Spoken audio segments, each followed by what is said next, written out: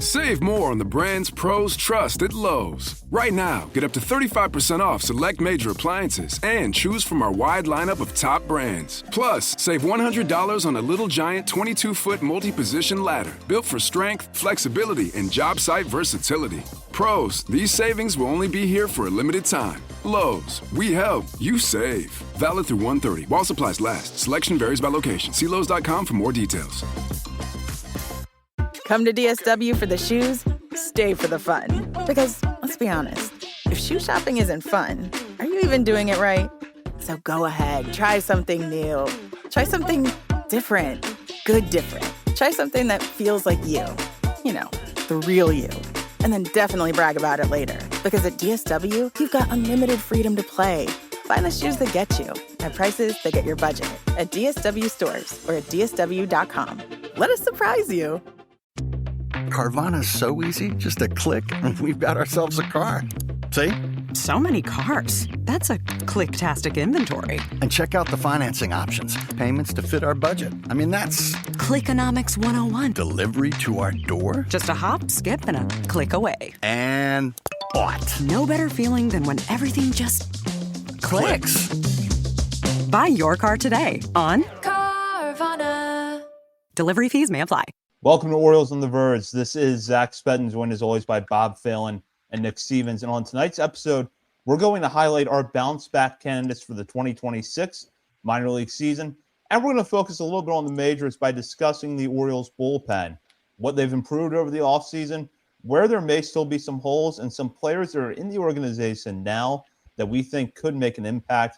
But first, as we like to do at the top of every episode, we want to shout out some new members of our Patreon community, and for that, I will turn it over to Bob. Yeah, we got 4 more, once again, new patrons this week, and a couple famous patrons, I guess you could say, that I semi-peer pressured into by accident to signing up on the Discord. Those would be Connor Newcomb of Locked On Orioles. I tried to give him free access to the patron channel since he's been a guest on our show like 15 times or more, and he said, no, I will pay you. So we'll take it. Thank you, Connor. Everybody check out Locked On Orioles, and also check out Bird's Eye View on another Orioles podcast. Scott Magnus signed up for a year as well, so appreciate that, Scott. We also have Zachary Appleby and Donna Brown, who signed up at the single A level. So appreciate you guys. As we enter the top 30, almost top 25 of our top 50 countdown, it's a good time to sign up.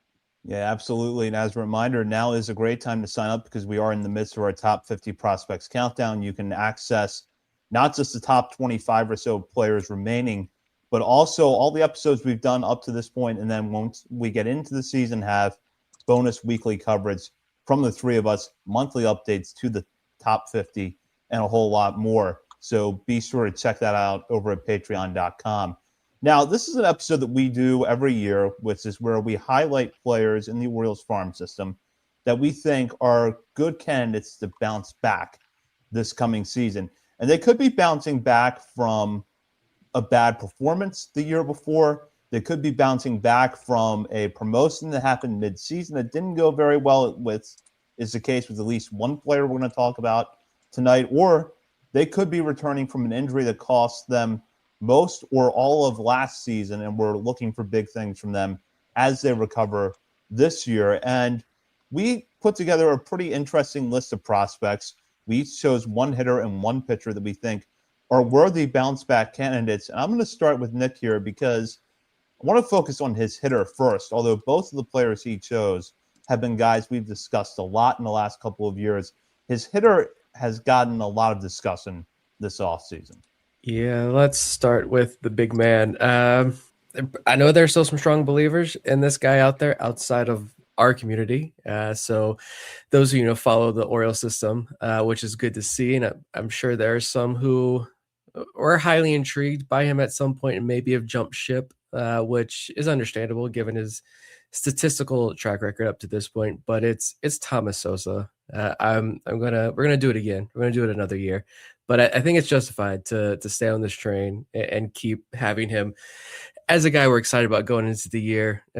Just because, like, we've known for years the raw power is elite. We know the outfield arm is very strong. Like, no question, the that the defense is raw, and there's a long way to go defensively outside of that arm. It's a major league right field arm, but I think with Sosa, the priority is the bat. Focus on the defense later. I'll worry about that at the end of the season if the bat comes around. We need to see the bat get to where it can be, and I still think there are some reasons to be optimistic for Sosa going into 2026, even though maybe the stat line doesn't look all that great up to this point in his career. He only turned 21 like 2 weeks ago. So he's getting ready for his first full year at Double-A, got that promotion at the end of the year, and will be around 3 years younger than the average Eastern League player next year. So, and last year he played in just 47 high A games. That included less than a week before he got hurt with the knee injury. Still, the Orioles promoted him to Double-A for the final 2 weeks of that season, where I think he did homer. I don't know if it was his first game. I don't know if it was first at bat or not. I can't remember off the top of my head, but first game he homers. Get you a little bit excited after that promotion. Orioles sent him to the Arizona Fall League to get more at bats because he missed so much time. And he was one of the youngest players in the league, but they gave him like no playing time. It's just like never got back-to-back starts, I don't believe. I think he had 45 total at bats with like 3 here, 3 there. Just felt like we didn't learn anything from his AFL stint. Hopefully any learning he did get was in the cages or in the dugout, being around older players and more advanced prospects, because he got like zero opportunity on the field, which kind of sucked. And I don't know if that was just because he was young and the outfield situation was crowded on that team. I know Ethan Anderson, not catching and DHing a lot. Maybe that took a lineup spot, or maybe there was, a knee thing and they didn't want to push him too much, but just get a couple more at bats. I don't know. But he only stole 4 bases last year after stealing 30 the year before. I think that was clearly don't run on that knee this year. We'll get back to that next year. But you look at some of the numbers where signs of where he did improve. He struck out 29% of the time in 2024. And in his nearly 200 high A plate appearances this year, that dropped to 24% while he kept a walk rate around 10%. So pretty solid there, at least improvements. We started to see the raw power turn into game power for the first time. He still popped 9 home runs last year. Contact rates were trending up in high A and Double-A, got up to 75%, which is better and better. Small samples, but still, I just think there are a lot of signs of real progress in that limited playing time. And the biggest sign was that the Orioles still promoted him to Double-A. Last offseason, we know he revamped his body. I think he's 30, 40 pounds heavier than his listed weight now. So maybe all that development, the body pushed back a little bit this year. But now he's got the body right. The raw tools are starting to translate to the field and in games. Fresh new season, got that taste of Double-A to close up the year, and he knows what to expect now. And so let's see him take off this year, hopefully. Yeah, I'm pretty optimistic of a breakout as well, and mostly just because he's just turned 21 years old.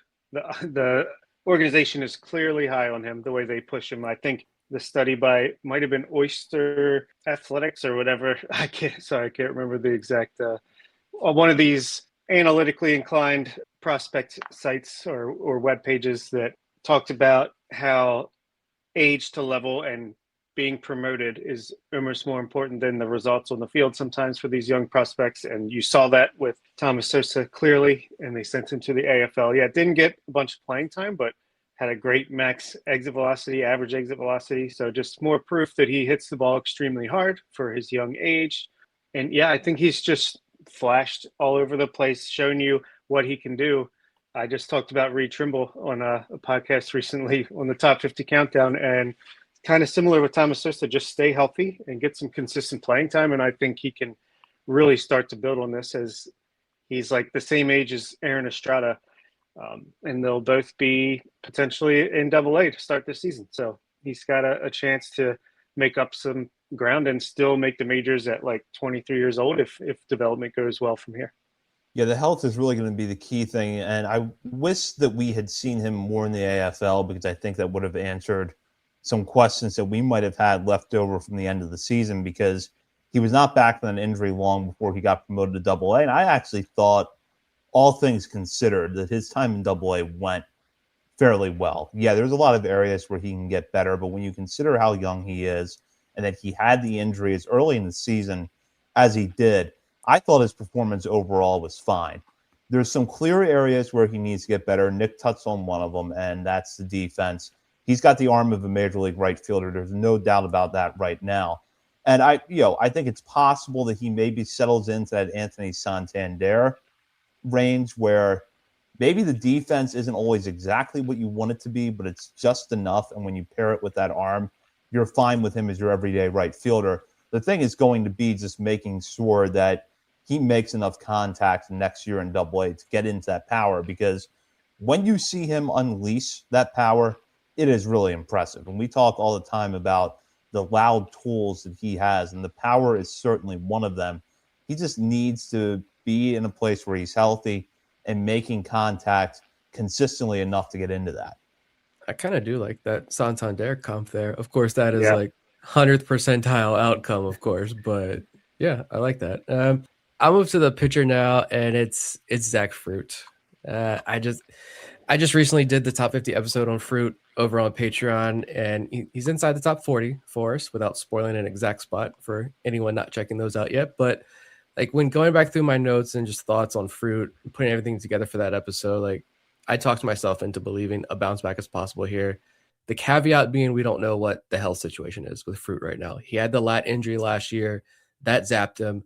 It happened very early in the year, and I don't think he was ever fully right after that. And then we never got word why he was removed from the Arizona Fall League roster. But as I said in the top 50 episode, like until we hear otherwise, I'm just going to assume that it was fatigue or soreness, and he wanted to go to the AFL. The team wanted him to go, but maybe just didn't feel quite right. And it was like a cautious approach. Go home, get right physically, start fresh, healthy in 2026. I'm going to assume that that's what happened there, but he's 25. He turns 26 in April. He was drafted as a fifth-year senior, used that extra COVID year. Orioles brought him in there with pretty big plans and immediately turned him from a 2-pitch pitcher to like a 5-6 pitch pitcher, gave him a full starter's repertoire. He's an incredibly fast learner with some of the better raw stuff in the system. I think as Baseball America, he's typically on that, top stuff plus numbers according to their model each year by age. But I don't know. I'm guessing the Orioles keep him on a starter's track to begin the year. I wouldn't hate it, though, if they just said, you're in the bullpen now, and let's get rocking from the start in the bullpen role. Start in Double-A like a month or so, and then spend most of the rest of the year in Triple-A and see if you really have something here with him, because he is Rule 5 eligible at the end of the season. So I think he's the kind of arm where you can comfortably fall back on that relief role, though, and make that switch later in the year if you need to. But I go back to the spring training, and I had forgot until I was preparing for that episode. I forgot that we saw him in spring training last year, and he had 2 really good appearances. Granted, spring training, it's late in games. It's other minor leaguers typically in there, but Fruit actually faced a lot of Boston's major leaguers in that one game. Still a spring training game nonetheless, but he's also probably jacked up because he knows he's getting 1-2 shots to pitch in front of the big league staff. And he sat 97, 98 with 17 inches of induced vertical break and 7 feet of extension. He was 95.5, I think, with the sinker. Like the crazy velo was there. He's got the wide arsenal. It was the command and staying in the zone that needs work. Like he did struggle to find the strike zone in that outing, and walks have been an issue for him going back to his college days. But the idea of Zach Fruit coming in and pumping 98 plus in 1 inning stints is pretty exciting. And like he had stuff wise Mason Miller comps coming into the draft. And after the Orioles drafted him, and John Mioli talked about essentially they were giving him Kyle Bradish's repertoire. So like that's just stuff comps, not like, I'm not claiming Fruit's going to be the next great closer in Major League Baseball or sitting a number 3 in this rotation behind Bradish and whoever else, but it speaks to the stuff that he has. And so hopefully he's healthy entering spring, and we'll see how the Orioles decide to deploy him here. Another great choice. I think there's plenty of, surprisingly, just after all the pitching we've talked about, I think there's plenty of room for him to start the year back in Double-A Chesapeake's rotation. That seems to be like a little bit of a dead zone between the cramming in Triple-A, the upper end of the Double-A rotation, and then in Single-A, it's really, really crowded. But there is room for him, I think, to start the year in the first half, at least, to give him another shot to start. And if it doesn't work out, just a super easy switch to relief prospect, let him eat. And yeah, maybe he can sit 98, 99 miles per hour out of a bullpen. I like him if he's healthy. I feel like we've seen enough to know that last year was an aberration. I just think maybe the command will never be that good, but the stuff was too good to not strike out that many guys and get hit around that much. So I think whether it is as a relief prospect or not, I think the stuff is there to play, and I think the team knows that too. I like Zach Fruit a lot. Yeah, I don't think we ever really saw anything close to a fully healthy, effective Zach Fruit last year because after only 3 appearances, he went on the IL. He comes back, and when he got back to Chesapeake after a couple of rehab outings in Aberdeen, what we saw were a lot of peaks and valleys in his performance. And what I focus on in particular is the strikeouts and the walks. Because if you go through his game logs, I have it right here. July 30th, outing against New Hampshire, 3 2/3 innings. He gives up 5 runs, 4 of them earned, but he strikes out 6 and only walks 1. But then in his next few outings, 4 strikeouts, 3 walks the following week against Akron. And then against Erie the following week, 8 walks, 2 strikeouts, and just 3 1/3 innings. Then he settles down after that for back-to-back appearances, 4 strikeouts to 1 walk over 4 1/3, 7 strikeouts to 2 walks and 5 1/3 in what was one of his best outings of the season on August 27th against Reading. Then the next outing, 6 walks to 5 strikeouts. And it's why I was hoping we'd see him in the fall league, because what I really wanted to see out there is I don't care if he puts up a 7 ERA. Let's just see him consistently keep the walks down, because that was really the issue that he had last year. His stuff, as you both touched on, is big league quality when it is on. Whether or not you think it's good enough for a rotation really comes down to how well you think he can command that whole repertoire. But his fastball is a big league quality fastball. Last year, we just didn't see anything close to a fully healthy, effective Zach Fruit. And if we can get that this year, regardless of what role it is, he's going to bounce back. I do agree with Nick that I think it might just be best, given his age, to turn him loose in the bullpen and just figure, all right, he's a 1 to 2 inning guy that has a really deep repertoire. That's not a bad thing at all. But I don't know how realistic it is to stretch him out as a starter. I expect the Orioles to do that, and I can understand the logic in doing that, but it may make sense to just turn him loose in the bullpen at this point. Keith Law predicted this. He said he didn't like Zach Fruit because he was just going to get hurt, and look what happened. He immediately got hurt. Keith Law, always right, once again. Can always count on Keith Law to trust his first viewing of a player in person and never change. Be careful, Nick. You don't want your DMs getting blown up again. I blocked him. He can't DM. Well, I think you can still DM people. I don't think blocking on Twitter does anything anymore, but yeah. Speaking of other things that aren't good at what they're supposed to be at. All right, I'll go over to mine now. I'll start with my pitcher since we're on that track. I'm going to go with Chase McDermott as my bounce back candidate. Clearly just a lost year for Chase in 2025, whether it was a starter, getting hurt, coming back, transitioning to relief, showing that he can do that and having some success out of the Norfolk bullpen, but then getting a shot with the Orioles later in the season didn't go particularly well. And then I think he missed some time with having a baby, not him, but his wife. I think there were some things outside of baseball that were potentially affecting him at the end of the season as well. So Zach, again, to mention again, top 50 countdown episode, mentioned an article that he had discovered. And Zach, I'd like to have you talk more about it, but basically it seems like he's figured some things out. He's got his velocity up a lot compared to what it usually is around this time of year. But yeah, I think just with a full offseason of knowing his role as a reliever, focusing on those short stints and getting that velocity up, the stuff sharper, I think we all know that he's got the stuff kind of similar to Zach Fruit to be a weapon out of the bullpen.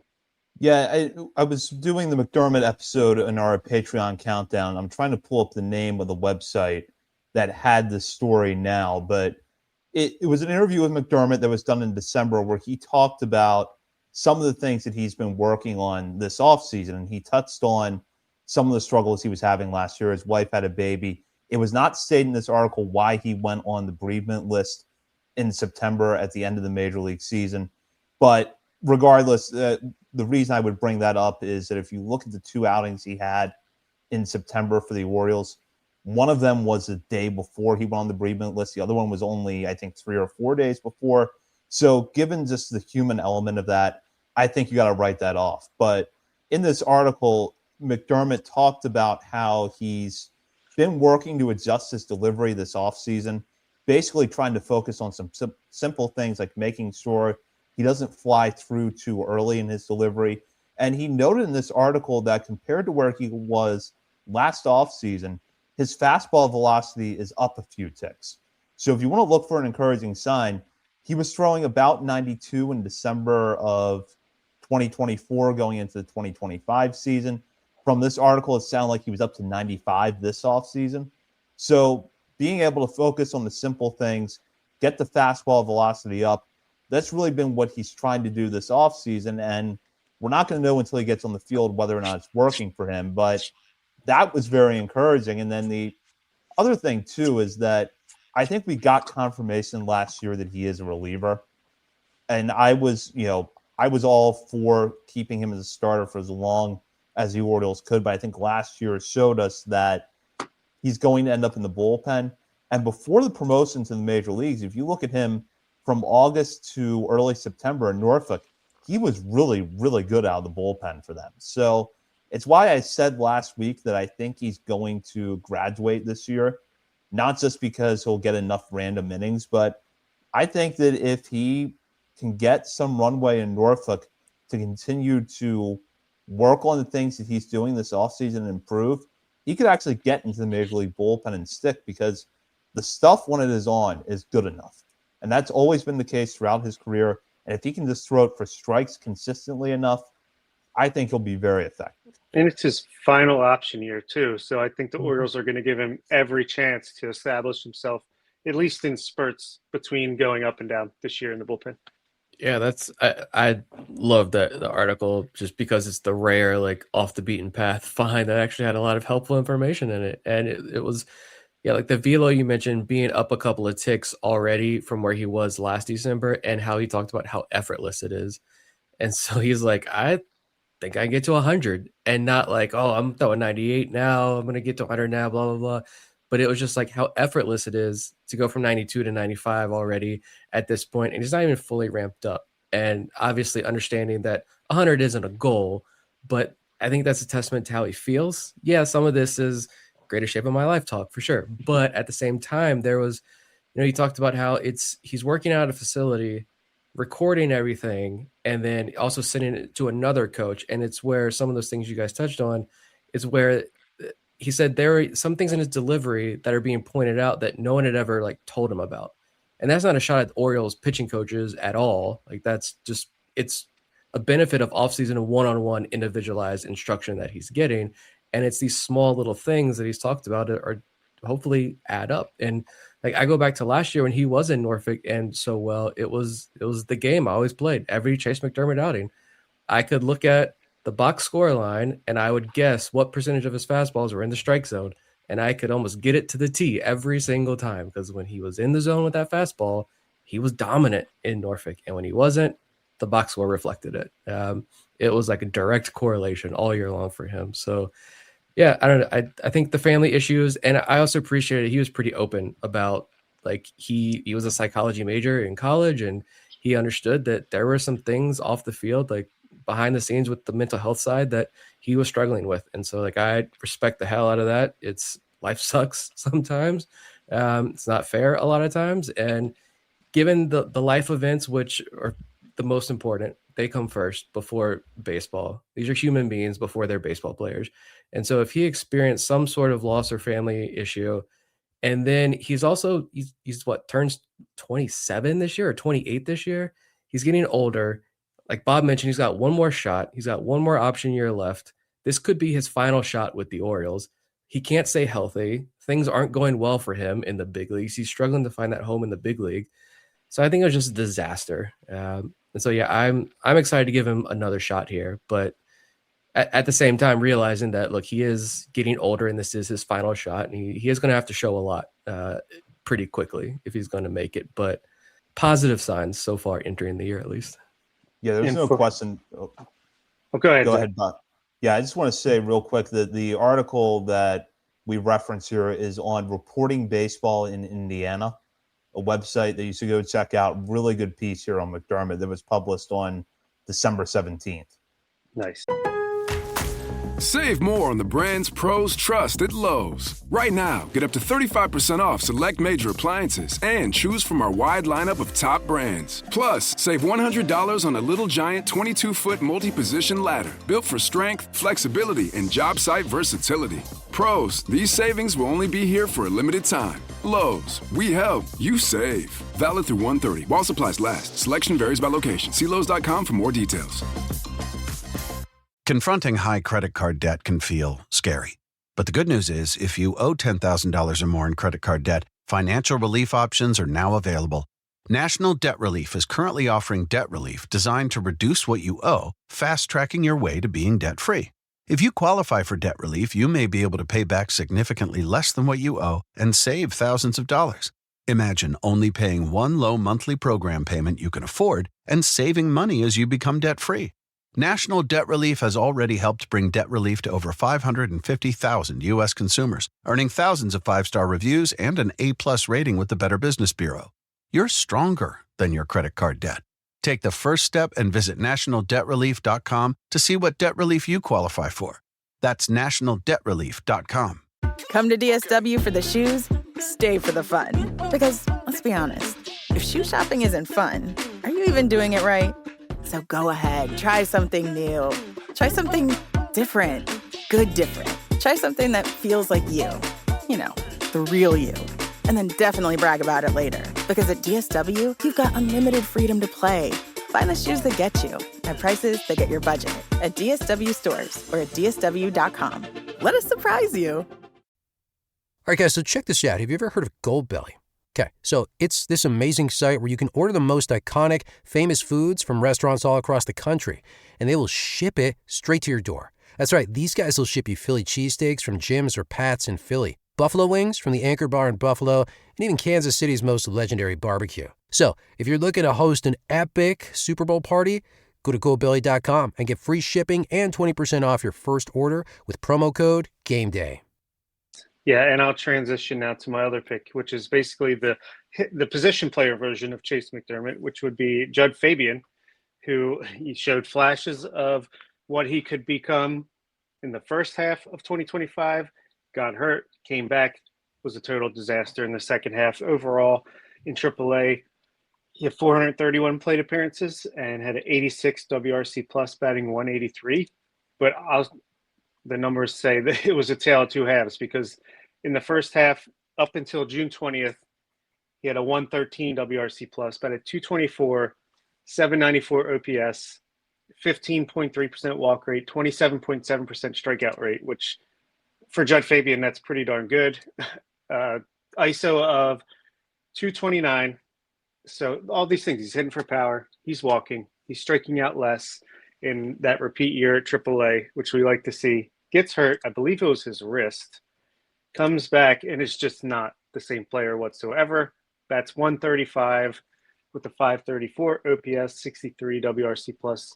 Walks go up to 20%, strikeout rate goes up just over 35%. ISO is under 100 at 081. So to me, that says he's playing through a wrist injury. He was swinging less, much less, walking more, striking out more, no power.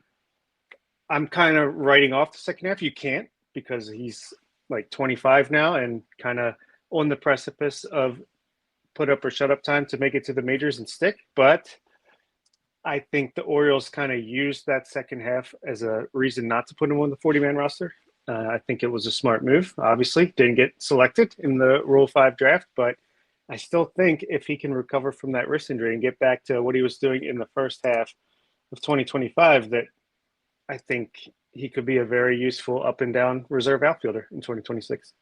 I was digging more into Judd Fabian because I was almost pretty much at the point of like I'm kind of out all the way. But then I think it was when Bob, I think you did the Judd Fabian Top 50 episode, and you highlighted that I'm the high man on our rankings on Judd Fabian, even though I'm probably the lowest of the 30 lowest on Fabian, actually. But So I was digging in some more, and actually to add even some more numbers to that, and the wrist injury episode, plus also the paternity leave stint he had earlier in the year. And if you look at, I was playing around with TJ Nesteco's tools over there in some of his StatCast data with Fabian earlier, and I looked at, this is just quick and dirty research like earlier today. This isn't like granular, like fully fleshed out here, but I just looked at his rolling strikeout percentage, end zone contact, and weighted on base average. And the strikeout rate was actually really, really good for a stretch there. You mentioned the first half of the season. Actually, there was like for Judd Fabian, it was beautiful. Then around paternity leave time, you saw a spike. And then that declined into that range of when he got hurt. And then it's just a spike. It is just up, up, up, up, up. We're on most people who listen to this aren't watching on YouTube. They're listening to the podcast. So I wasn't going to pull it up or anything. I should have, but show you the graph instead of just describing it. But it's a big spike. His end zone contact rate was around 74, 75% on the year, but he had stretches, like sustained stretches, where it was like 75 to 80%, which is, again, combine that with the much better strikeout rate, like that's pretty solid given his profile. But again, it tanked with the injury, had some spikes after the injury, but that they weren't as good or sustained pre-injury. And then same ideas for the weighted on base average. His expected weighted on base average for the year was actually 320, which is basically league average. And his rolling average for much of the year was around 350 or so. So again, not an exact science here, quick research in podcast form, but it's his rolling WOBA tanks hard right after the injury, just plummets, bottoms out. And so it was around 300 for the year, but expected was 320. So I think there's a little bit more. I think there's potential for that bat to actually be viable in the major leagues. And I'm sure there's some people going to look at the overall strikeout rate. They're going to look at his batting average and they're going to say, no, never mind. Nope. But I think there's a little bit of light shining here with Fabian. And I think the injury thing is legit. And, if any, whatever small tick better he can get against fastballs too will help, because I don't have this number broken down like some of the other numbers, but he had a 41% whiff rate for the year against fastballs. And when he did make contact against fastballs, it wasn't good contact. His weighted on base on contact against fastballs was 300 for the year. Against breaking balls, it was 398 and 440 against off-speed pitches. So maybe a little bit of light there. I don't know. Yeah, it's weird to think where we ended up with Fabian, because if you go back to the first 2.5 months of the season, we were talking about how encouraging it was to see the strikeout numbers where they were. Batting average was not that high, but I think we understand who Judd Fabian is. And in a good season, Judd Fabian's probably going to hit 235 to 240. But he's going to walk a lot, and he's going to hit for power, and he's going to play a great center field. And I don't know that he gets enough credit for how good his defense is, but he is a really good defensive center fielder with a really good arm. And then in the after the wrist injury, he just kind of plummeted. And Nick did a really good job breaking down the numbers there. So we went from a place where in the first half, it seemed like not only was he a lock to be protected in the offseason, but that he could possibly make his major league debut before 2025 ended, to him not being protected from the Rule 5 draft, and then not being chosen, and now being maybe Norfolk's starting right fielder next year in an outfield that has one player on the 40-man in Reed Trimble, and a former first-round pick in Enrique Bradfield Jr., who by the end of the next season could be on the 40-man or have already made his major league debut. So Fabian, in that respect, seems like the odd man out. But there is, I think, reason to be cautiously optimistic that once Fabian gets further removed from the injury that he had, because wrist injuries really do affect hitters, that when he gets further removed from that wrist injury, that we'll see something closer to first half Judd Fabian. I don't know that Fabian's ever going to hit enough to be an everyday regular center fielder in the major leagues, but I've always thought that the bat is probably good enough for him to be a quality fourth or fifth outfielder. I just hope he gets back to that point early in this season. Yeah, absolutely. Also, one other point about why I think you could see a little more of an uptick. His batting average for balls in play for the year was 241, which is pretty darn low for a guy he's got some wheels. I mean, he's not super fast like Vance Honeycutt, Enrique Bradfield, but he steals bases. He plays center field. Just really low, especially compared to his career averages. So just a lot of factors that I agree. I think ultimately his ceiling is probably just a really good reserve outfielder. Can play all 4 spots very capably.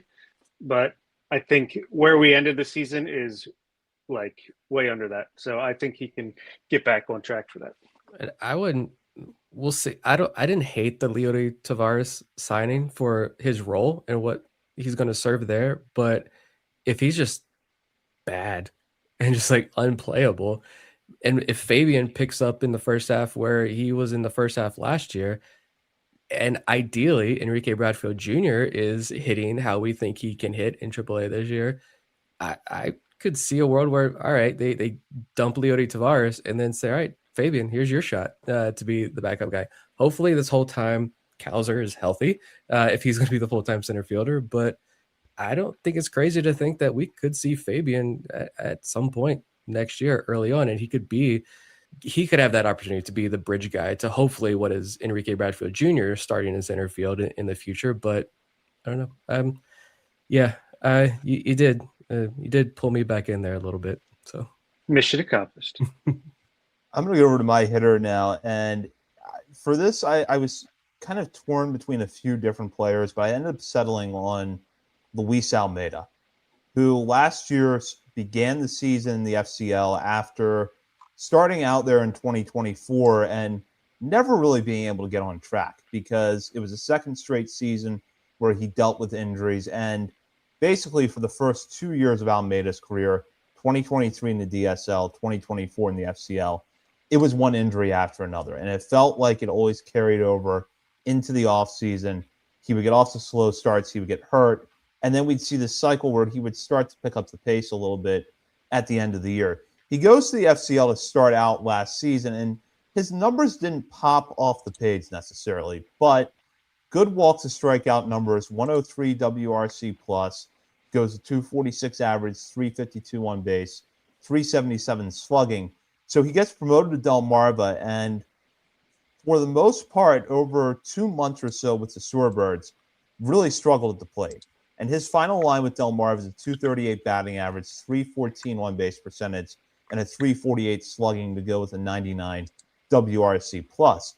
But Nick over at our Substack dug a little bit deeper into the data, and there's a few things that I was particularly encouraged by. He had a 76.5% contact rate with the Shorebirds, an 11.1% swinging strike rate. And as Nick pointed out in that piece, if he had qualified in terms of plate appearances, Almeida would have ranked in the top 25 in the Carolina League in swinging strike rate with the Shorebirds last year. And once again, he finished the season strong. Over the last month's worth of games, he hit 281s and 125 WRC plus.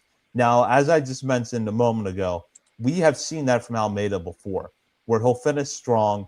You're thinking that that's a reason for optimism going into the following year. He'll carry that momentum over and produce at the plate, and then he doesn't. But this time around, I'm hopeful because we actually saw him get through a full season healthy. So as far as we know, there are not any injuries carrying over into the offseason or any injuries that he's dealing with this offseason that are going to hamper him a little bit. So a full healthy offseason coming off to a strong finish to the regular season could really do a lot of good for Almeida. And I don't know that we're going to see the results in terms of power right away for him. But if I look at Almeida's numbers at the end of April, the strikeout rate is down from where it was last year. Let's say it's 20% or lower. He's got a walk rate in the 8 to 10% range with about a 100 WRC plus. I'll feel like that we're in a good place with him. I just want to see him make contact more consistently, start to tap into that poolside power that we've thought that he's had, but we haven't quite seen yet in game. And it really is just, for me, going to come down to health. Can he stay healthy over a full season, allow him to build off that momentum that he had at the end of last year? And if he does that, I think this is a really good bounce-back candidate. Yeah, I agree. I mean, if you look, he's 19. he was 19 last April, so he'll be 20 early on in the season. But if you think about it, and he grew up in New Jersey, I mean, last season would have been like his professional debut if he would have been drafted out of high school, and he put up basically a league average WRC plus over the 200 plate appearances that he got in low A. So I think he held his own. We know he's got the tools. He's flashed power. He's flashed certain things. So yeah, I think he's pretty much, it seems like he's been a disappointment just because he's never really put up sustained numbers at any level. But at the same time, he's kind of held his own. We know he's got the skills and the tools to do it. It's just a matter of putting it together. So I think he's pretty much right on pace to, as long as he develops and makes strides that we want to see this year, I think he's on pace to break out potentially this season. Seeing something would be nice. He's so frustrating to watch, to be honest. But it's because he was a 2.3, just under $2.3 million shortstop, and like you mentioned, growing up in Jersey, like this was a kid who, when the Orioles signed him, they were like, if he would have stayed in the States, he pretty much would have had his pick of what SEC program he was going to play for. Like that's how highly sought after he was, and we just haven't seen it yet. But again, you guys mentioned the age. He doesn't turn 20 until April. So yeah, he's going to spend all year as a 20-year-old in Delmarva. He could spend all year in Delmarva and still be on par with his peers age-wise. So like not ideal, but not a death blow yet by any means. And it's been, I think he's had 2 shoulder surgeries, one on each shoulder. So he had that very early on in his career. I think he had the ankle injuries as well. Like he had a couple of injuries early on. He still hasn't played a ton of games across 3 years, but last year, he was the league average bat with Delmarva. The thing is, for me, it's also like defense. Just where is he going to play defensively? It's like find a defensive home, stay healthy, keep improving at the plate, and maybe he stays viable. But I honestly have no idea like where he would even profile best in defensively. I haven't really taken the time to watch enough. I will say, and this isn't to characterize his entire defensive profile, but I know there have been a couple of times where I'm like, I'm going to watch the defense here. He's playing like third base. I'm going to pay attention. And he even at first base, he's like botched some like routine plays and just like, what are you doing, man? And there's just like no emotion on the face. And it's just like, he's not into it. And I don't know, maybe that's just personality. People think I'm angry or annoyed all the time. It's just strong RBF. I get it. Maybe that's just him as well. But I don't know where he plays defensively. That's my biggest question there. I do think maybe the shoulder stuff, being a young kid, the power is still in there, could still come. But where is he going to play? Where does he fit best defensively on the field? I think is a big question he needs to answer this year as well. Yeah, Nick, I think that's a fair point. I actually just did a top 50 countdown for someone that was teammates of Almeida's for most of last season. I'm not going to spoil it yet because it hasn't dropped, but I made a fairly declarative statement in that player's episode of like, all right, he's a third baseman. I've seen enough of him moving around the infield. I've seen enough of him at shortstop to know that it's not going to work there, but I think third base can work. With Almeida, I have no clue. And we were kind of led to believe when he signed that he wasn't a sure thing at shortstop, but for his age, he looked like he could be close to a sure thing. And I just, I haven't seen anything good or bad to convince me otherwise. I haven't seen anything that leads me to believe, oh, you got to move him off. It's not Ryan Mountcastle territory for me yet. When I saw him as a shortstop years ago, and it's like, all right, this is not going to work. But I'm also not looking at him as somebody that I think is automatically going to be a shortstop. So I think the defense is a fair concern. Yeah, let's just hope it's not going to lead to first base only, because I don't know if the bat can carry that. I would hope third base, second base maybe would be the best option, but we'll have to see. I'll go over to my pitcher now, and this is a guy that we have actually not seen appear in an official game in an Orioles uniform yet, and that's Christian Rodriguez, their 10th round pick out of Cal State Fullerton in the 2024 draft. And this is one of those cases where the Orioles go based off of stuff in the draft and not pure college stats, because if you look at how Rodriguez's final season at Cal State Fullerton, 5.45 ERA and 69 and third innings pitched with 58 strikeouts to 29 walks. on its face, that is not that impressive. However, when you consider that he was back coming off of Tommy John surgery for his first full season, that's something you got to give him. And then he looked excellent in the MLB Draft League, pitching for Frederick, which at the time was an MLB Draft League team. He appeared in 8 games, posting a 3.92 ERA with 45 strikeouts to 12 walks across 39 innings. And the game where Rodriguez shined was a perfect game he threw, or a no-hitter he threw in the Draft League. 9 innings pitched, 16 strikeouts, 2 runs allowed. It was the first complete game in league history and the most strikeouts in the game in league history. So he looked excellent in that game, and some StatCast data that Nick pulled at the time of that showed that he was hitting 93.3 average velocity on the fastball after throwing about 92 miles per hour at Cal State Fullerton that year. If we also look at the pitch data that we had from Cal State, he had a 4-seam fastball, sinker, slider, curveball, splitter, changeup. Now, this was only over part of a season. We didn't have StatCast data for every inning that Rodriguez threw at Cal State, but for roughly half of those, that's what we got. So very intriguing pitch data coming into last year. Unfortunately, he missed all of 2025 with an unspecified injury. He was working out in Sarasota at various points, though. So we're hoping that we see Rodriguez on the mound this year, because this looks like an interesting pitch mix. Fastball that was showing more signs of life in the weeks leading up to the draft in 2024, and somebody who I'm kind of hoping can have a Carson Dorsey type season where you get him on the mound, and even if there's some rust early on, by the time you get into the second half, you're starting to see a lot more life on the fastball. You're starting to see him command his pitches better, and maybe he's able to pitch at multiple levels next year. I also go back to, he was a 10th round pick that they gave an overslot deal to, if I remember correctly. So he's 6'6". They gave him an overslot deal. He was going to be further removed from Tommy John. You mentioned the velo increase already. He was also set to transfer to Hawaii and chose the Orioles. Personally, I would have chosen a year in Hawaii over a year in Salisbury, Maryland, but that's just me. I also didn't have almost $200,000 thrown at me. But yeah, I think the stuff was on the rise there before. And yeah, the big issue is we don't know what the injury was. I was told it was not another Tommy John surgery. I don't know if that's better. I don't know if that's worse. Was it shoulder? Was it something else? I don't know. I don't think any beat writer is going to ask questions about a 10th round draft pick. So who knows? Hopefully we see him on the mound this spring. But yeah, this is a 6'6" pitcher with who got an overslot deal is nothing to sneeze at. So I think he's definitely going to be an interesting guy to take a look at.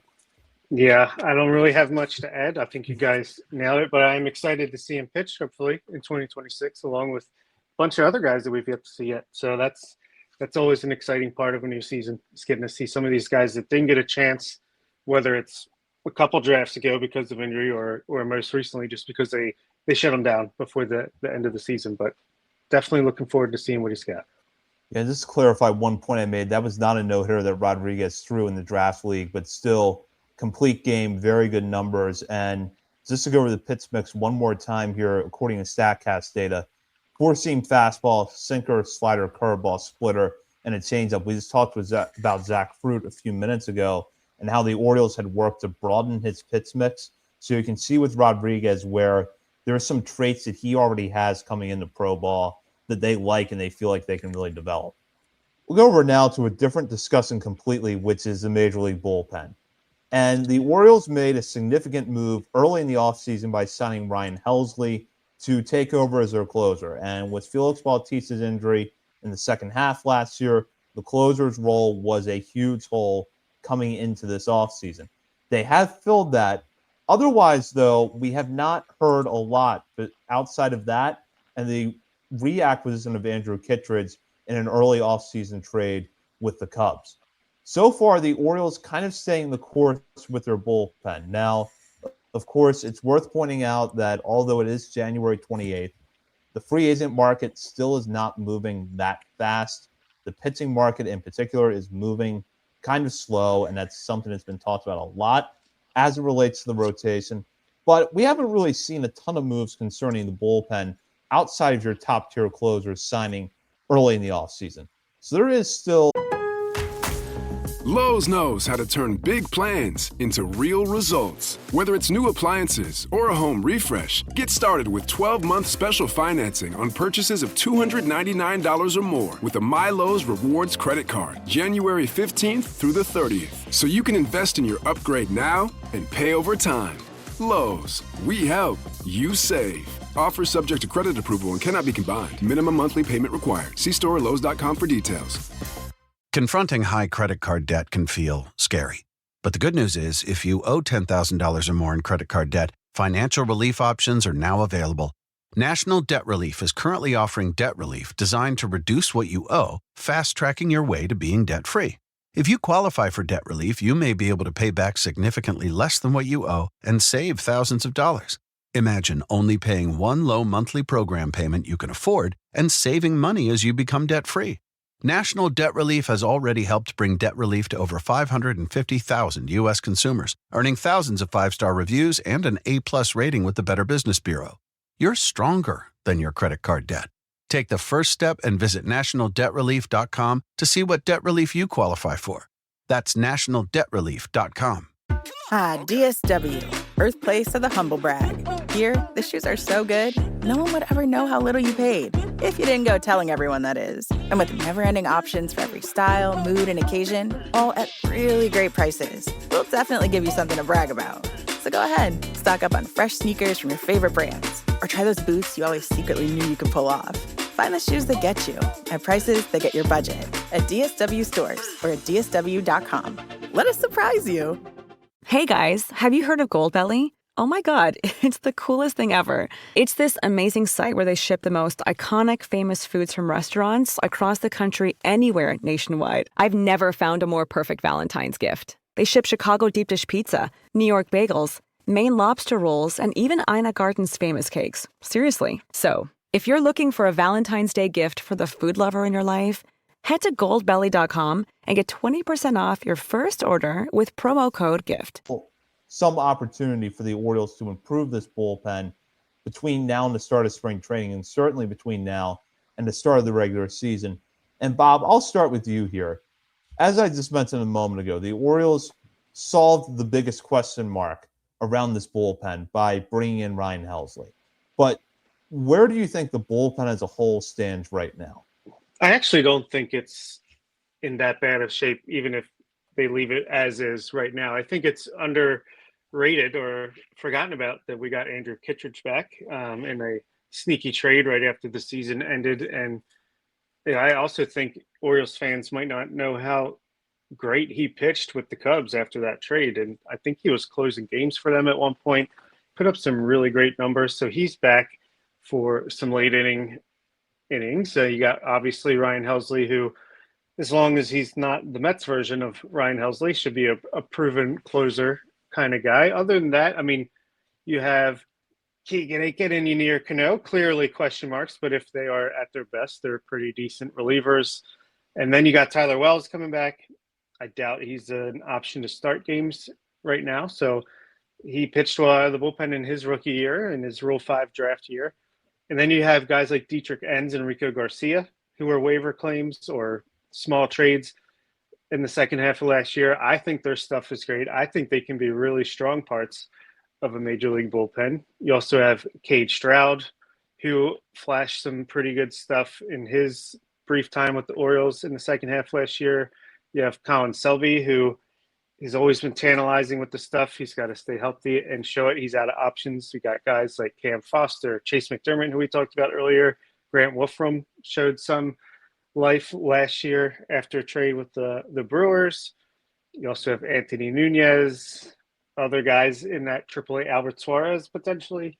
So ideally, I think you would like to bring on maybe another lefty. Maybe you could bring home Danny Coulombe and replace Keegan Aiken with him. Or ideally, I think you want someone better than Keegan Aiken and maybe force Ynier Cano to start in AAA until he can prove that he's right again. But another lefty wouldn't be bad. But I don't hate that it's a younger, more yet to be proven, but I think there's upside here. And especially in AAA, I think Even like the starting pitching prospects can come out and help in the bullpen at some point. So I kind of like that we have on paper, a great offense, a pretty solid rotation, and a bullpen that is solid but has some upside and question marks. I think I said last week, I feel like you haven't mentioned Ryan Helsley's name since he signed. And I don't care who closes in 2027. Not concerned about that at all. Figure that out at that point. But for right now, it's, what version of Ryan Helsley do we see? The fastball issues were there before he went to the Mets. So it's not just a matter of he was tipping, fix that and fix him. But clearly the Orioles think they can get him back to form. Kittredge, just do your thing. You're going to be solid. And I love having Tyler Wells in the pen. And I think it's no question he's going to work out of the pen now, especially if even if the Orioles don't go out and sign Fromber, the fact that they're like seemingly interested in adding Zach Gallen or Justin Verlander, these other, back the rotation type guys that they've been connected to.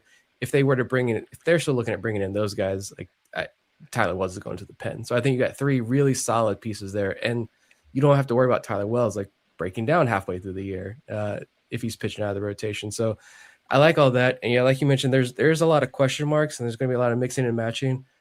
But, Cano, we've talked about him already. I don't think anybody's overly confident that he's going to rebound. There's an avenue, but it's a tight avenue for him to kind of fit through. Keegan Aiken, I'm not going to be as eager to just shoot him into the sun as I think some people are. I think it was a matter of just there are signs for sure. Don't get me wrong, but I think you look at his pre-injury and post-injury roles and numbers, and I think you see a big difference and maybe some reason as to why there were some struggles. To see the fastball stuff plus go from a 114 to 102, overall stuff plus drop from 111 to 103.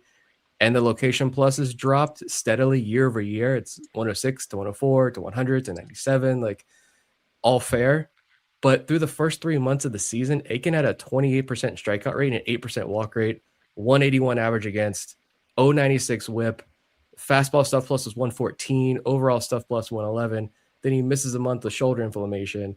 And when he returned, the bullpen's traded. He's plugged into the ninth inning role, and the numbers tanked. So I think that's unfair to him. I have 0-inch issue in at least him starting the year back in that seventh inning role and see if he can rebound a little bit. Obviously, the leash shouldn't be too long with him, but still, I think his path to rebounding is a little bit easier to see than maybe Niño Cano's. I do think there are some guys I think maybe we'll dive into a little bit more about who we think could be the bigger contributor this year. I think there's some quality options there, and I think I'm not the Danny Coulomb bull. I'll pass on Danny Coulomb, but I do think I found another guy that I would not mind the Orioles bringing in. I would say that Keegan Aiken's safe space is low leverage situations. If you put any pressure on him, it's going to go poorly. But I do think as a bridge reliever, long reliever, 2-3 innings in fifth to seventh inning, he can be solid. And I do think he could bounce back to that. But since he's out of options now, and I don't know, I feel like we could do better, but I'm sure he will start the season in the Major League bullpen. Yeah, that's kind of how I feel about Aiken. I'm not eager to move on from him, but I also understand that there are some concerns when you dig a little bit deeper, and he shouldn't have too short of a leash. I will say that I just don't think that he was ever cut out for the closer's role, and he basically got the job by default because you trade a few relievers at the deadline. You trade Sir Anthony Dominguez, Gregory Soto, and Andrew Kittredge, and then Felix Bautista gets hurt right after that, and you're left with a lot of guys that either are struggling, in the case of Vienny or Cano, or that just don't have a lot of major league time. So it's like, all right, well, let's just put the guy that we know the best and we know most likely what we're going to get out of him in the closer's role. And that just is not where Aiken should have been. And unfortunately, the circumstances just kind of forced him there. Personally, I wish that Cade Stroud and Rico Garcia would have gotten more opportunities in that spot, especially once the Orioles got into September and it was clear that they were not going to make the playoffs. Not that either of those guys would have been the closer going into the season, but let's just see how they look in high leverage situations.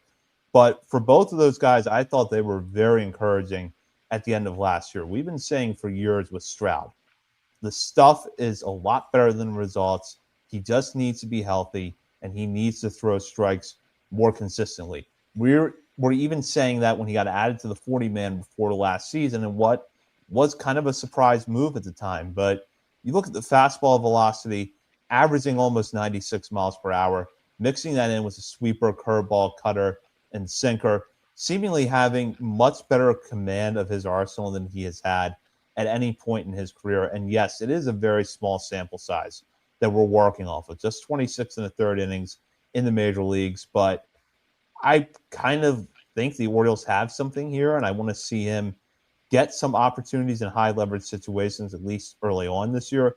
And then in the case of Rico Garcia, this is a guy that's bounced around a little bit in the course of his career, but the fastball velocity looked really good. I thought that he was pretty effective with the secondaries, especially the slider, over the final months of last season. So there was something there to build off of.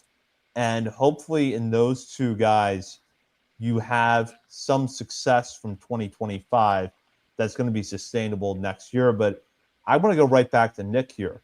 Who's your Danny Colome alternative? So there aren't a ton of options, first of all. But I don't know. Maybe if I'm missing something, let me know. I wouldn't mind bringing in a Jalen Beeks. Just last year with Arizona, 57 innings, a 3.77 ERA, 1.08 WHIP, 202 average against. He's got late inning experience, regularly 45, 46% ground ball rates. Fastballs didn't get a ton of swing and miss. It did get hit around a little bit.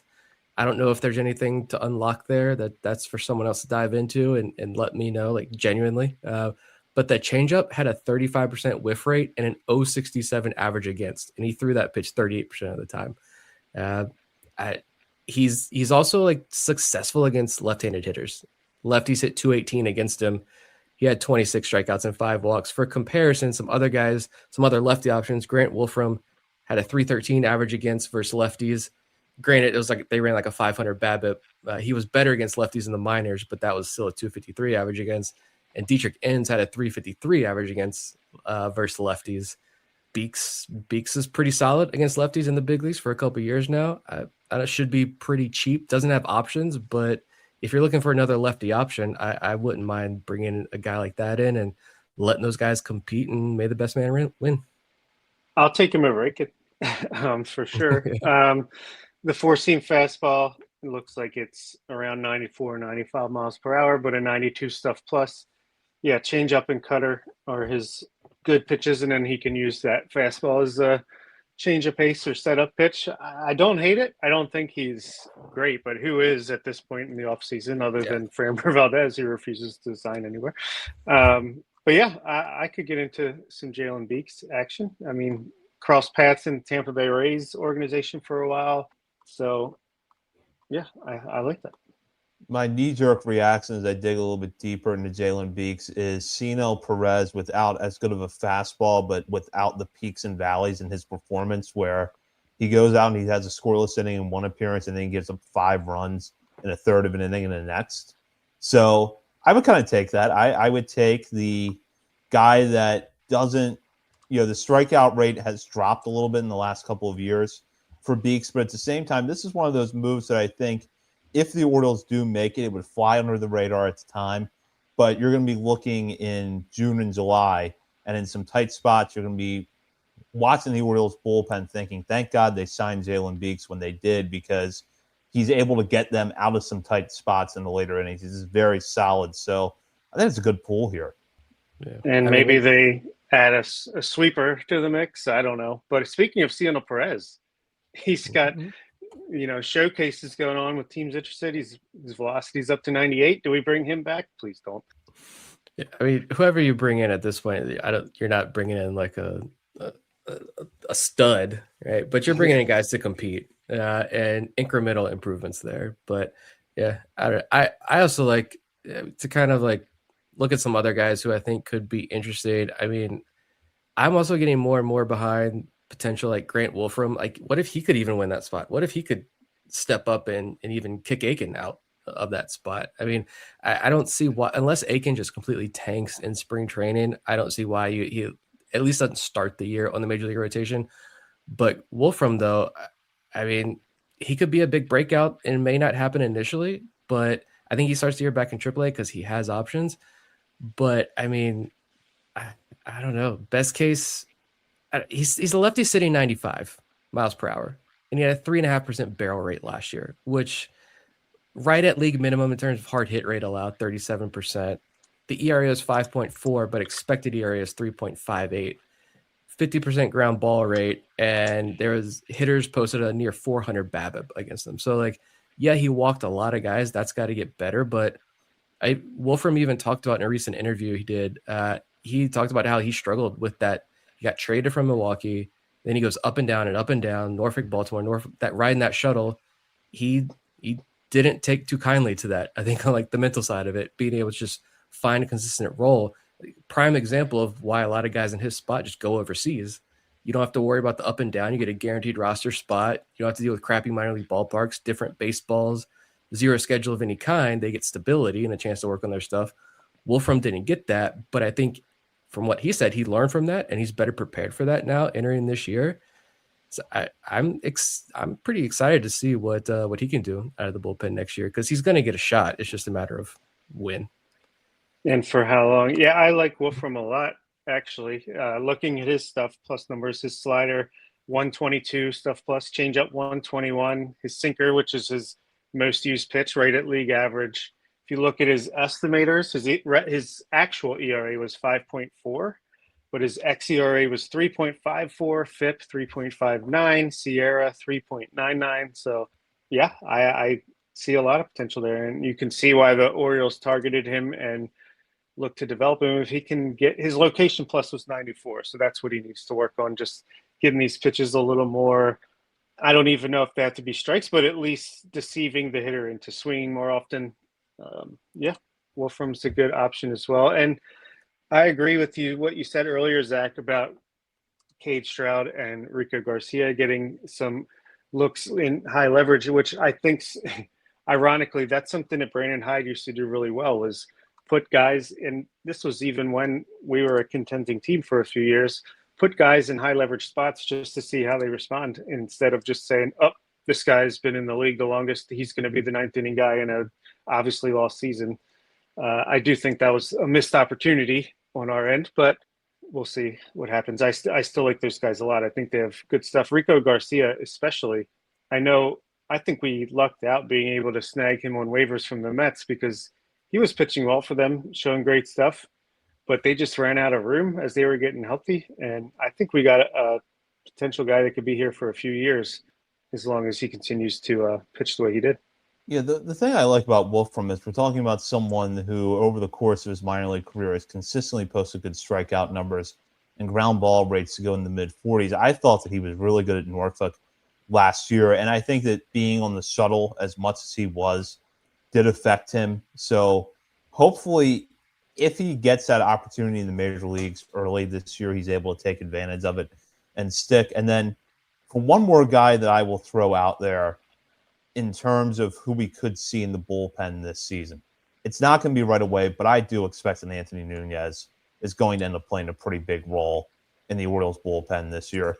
That fastball slider combination in particular is really good, but he's got a broader pitch mix in that. This is someone that, since he converted to being a pitcher full time and went back into pro ball with the Mets, has moved through the minor leagues pretty quickly. I thought the Orioles were lucky to get him when they did last year from Mullins at the deadline. And I believe that, yeah, we could be sitting here at the end of April, looking at Anthony Nunez's numbers, saying, when is this guy going to get a shot in the major leagues? Because he's clearly overwhelming AAA hitters.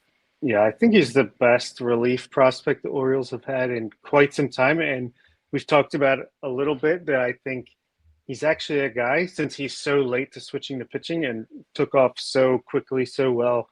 I think he's a guy that you can pull that latest trend in baseball from reliever to starter at some point down the line, unless he just takes off and becomes like the closer starting next year after Ryan Helsley leaves, after he puts up a dominant 2026 season.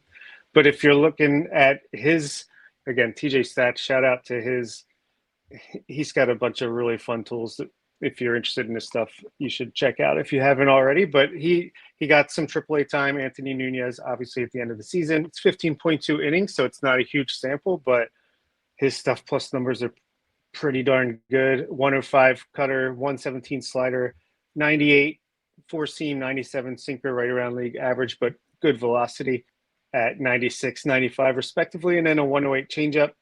That's 3+ pitches or 3+ or better pitches, 2 of them, the slider and changeup, being borderline elite, getting a lot of whiff on every single one of those pitches. And yeah, just I think, and he has not that much experience, so he's clay to work with. I think he's in the right organization to get the most of his skills out from him. Very, very excited to see what Nunez does. And maybe in spring training, that's the one thing I'm like, can this guy steal an opening day spot? That would be incredible. I just like the guys with options who are probably going to start in AAA. I like the different options the Orioles have right now. So like I'm going into the year content. I do think it is missing the big league bullpen is missing something. I don't know if they're going to be able to get it before the season starts, but I think to start the year, like I'm not freaking out when this rotation has to turn things over to the bullpen yet. Now, of course, if Cano and Aiken and some others are just shit in the bed in preseason, then we can freak out. But until then, like those guys that you mentioned, even throwing some like Yarmil Geraldo love, just a 30-year-old who hadn't pitched an affiliated ball in 4 years, goes 65 innings between the big leagues and AAA, some insane strikeout numbers. He's been nearly unhittable this offseason and down in the Dominican Winter League, but that changeup had a 61% whiff rate in the big leagues, and the slider held hitters to 200 average, with the expected numbers looking even better last year. And I think he was probably gassed because he's never thrown 65 innings against that quality competition in his life. So again, another guy with options who could be interesting. It's going to be an Orioles bullpen. As long as Helsley and Kittredge and Tyler Wells are your studs there for right now, I think they're going to be able to mix and match pretty well with the rest of these guys. And then once you get to the deadline, of course, then I think you'll see a bigger splash. But until then, I'm content with it. I do love Yarmil Geraldo, and somehow I forgot all about him, even though I did see the tweet that you sent out from our account a few days ago and got excited again. I forgot all over. I was a big Geraldo guy last year in the minors and thought he flashed in the majors, but I think he was walking, and clearly going from a 13.5 K per 9 to just over 9 in the majors was a little bit down, but the walks were up. Yeah, I think a full season in this organization following up that expected ERA of 2.60 last year. I'm still on the Geraldo chain. Yeah, definitely interested in seeing what he has. And with that, that does it for this episode. We will be back next week. In the meantime, you can check out our many social media channels, including Facebook, Instagram, Threads, X, TikTok, YouTube, Blue Sky, and Twitch. We're also over at Substack, OriolesOnTheVerge.substack.com. And while you're browsing around the internet, be sure to head over to Patreon and sign up to become a member today. It's at $3, $5, or $10 levels. You can have access to our ongoing Top 50 Prospects Countdown, which, as we mentioned earlier, it's right around the 25 range now. So not only are you going to get the next 25 prospects, but you can go back and access every player up to this point in the countdown. And then as we get into the regular season, have bonus weekly coverage from Bob, Nick, and myself, plus monthly updates to our top 50 list. So be sure to check that out. For Bob Phelan and Nick Stevens, Zach Spedden, you've been listening to Orioles on the Verge, part of the Believe Podcast Network.